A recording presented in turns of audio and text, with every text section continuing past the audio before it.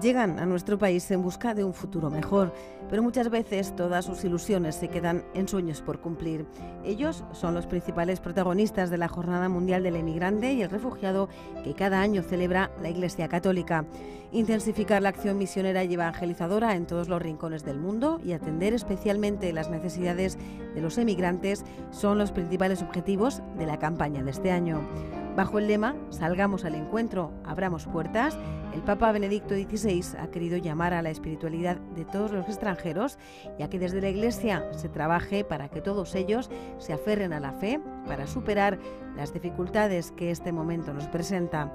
En un mundo fragmentado, donde la exclusión social hace estragos, la palabra de Dios se convierte en el único camino que conduce a la esperanza.